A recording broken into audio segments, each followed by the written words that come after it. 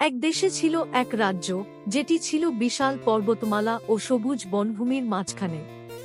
সেখানে বাস করত প্রিন্স ললাট ও প্রিন্সেস অঞ্জু। তারা শুধুমাত্র রাজপরিবারের সদস্যই নয়, ছিল পরম বন্ধু। প্রকৃতির সৌন্দর্য আবিষ্কার করতে তারা খুব ভালোবাসত। এক উজ্জ্বল সকালে তারা সিদ্ধান্ত নীল জাদুকরি বন অর্থাৎ এনচ্যান্টেড ফরেস্ট এ অভিযানে যাবে। তুমি কি মনে কর আমরা সেই কিংবদন্তির সোনার হরিণকে দেখতে পাব? অঞ্জু উত্তেজিতভাবে জিজ্ঞাসা করল। তার চোখ ঝলমল করে উঠল। আমরা যদি ভাগ্যবান হই, ললাট উত্তর দিল, তার তরোয়াল ঠিক করতে করতে। কিন্তু আমাদের সতর্ক থাকতে হবে। এই বন যেমন সুন্দর তেমন বিপজ্জনক। হাত ধরে তারা যাত্রা শুরু করল। বনভূমি জীবন্ত হয়ে উঠল পাখিদের কলতান আর পাতার মর্মর ধ্বনিতে। সূর্যের আলো গাছের ঘন পত্রপল্লব ভেদ করে মাটিতে ঝিকিমিকি আলো ছায়া তৈরি করল। তারা যতই গভীরে প্রবেশ করল, ততই এক ঝলমলে স্রোতস্বিনী সামনে এসে পড়ল।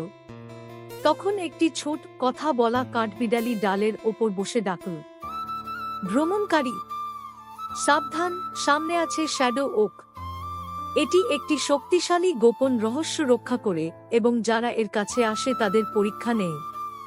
ললাট এবং অঞ্জু উৎসাহের সঙ্গে কাঠবিড়ালিকে ধন্যবাদ জানিয়ে এগিয়ে গেল। কিছুক্ষণ পরে তারা দাঁড়াল শ্যাডো ওকের সামনে। এটি ছিল একটি বিশাল গাছ, যার ছাল ছিল কালোর মতো গাঢ়। এর শিকড় ছিল জটিল ধাঁধার মতো, আর ডালপালা যেন আঁকড়ে ধরতে চায়।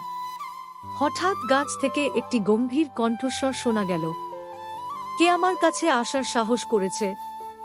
আমি প্রিন্স ললাট এবং এটি প্রিন্সেস অঞ্জু, সাহসের সঙ্গে বলল ললাট। আমরা সোনার হরিণের সন্ধানে এসেছি। গাছটি গভীরভাবে হাসল। সোনার হরিণ পেতে হলে আমার ধাঁধার উত্তর দিতে হবে। যদি ব্যর্থ হও, তাহলে চিরকাল আমার শিকটের মধ্যে আটকে থাকবে। তারা সম্মত হল, কারণ তারা ছিল নিজেদের সাহস আর বুদ্ধিমত্তার উপর ভরসা করা। শ্যাডো ওক বলল, আমি জীবন্ত নই, কিন্তু আমি বাড়ি। আমি শ্বাস নিই না, কিন্তু আমার বাতাস লাগে। আমি কে? ললাট আর অঞ্জু একে অপরের দিকে তাকাল।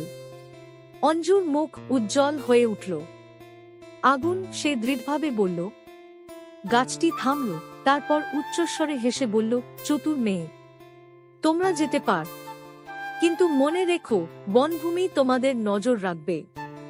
শিকড়গুলো আলগা হয়ে এক জলজলে পথ দেখাল। তারা সেই পথ ধরে এগিয়ে গেল, মনের মধ্যে উত্তেজনা ও সতর্কতার মিশ্র অনুভূতি। পথটি তাদের নিয়ে গেল একটি সুদৃশ্য প্রান্তরে। সেখানে বাতাসে ছিল জাদুর ঝলকানি। প্রান্তরের মাঝে দাঁড়িয়ে ছিল সোনার হরিণ। তার শিংগুলো সূর্যের মতো ঝলমল করছিল। হরিণটি সুরেলা কণ্ঠে বলল, প্রিন্স ললাট এবং প্রিন্সেস অঞ্জু, তোমরা তোমাদের সাহস ও বুদ্ধিমত্তার প্রমাণ দিয়েছ। আমি তোমাদের একটি ইচ্ছা পূরণ করব।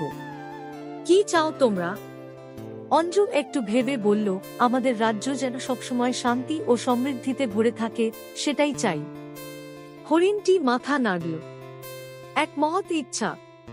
তোমাদের হৃদয় যতদিন পবিত্র থাকবে, তোমাদের রাজ্য ততদিন সমৃদ্ধ হবে। সোনার হরিণটি এক আলোক ঝলকানির মধ্যে অদৃশ্য হয়ে গেল। তার জায়গায় রয়ে গেল একটি জলজলে ফুল। চলো এটা প্রাসাদে নিয়ে যাই, প্রস্তাব দিল ললাট। ফিরে আসার পথে বনভূমি তাদের সাফল্যের উদযাপন করল।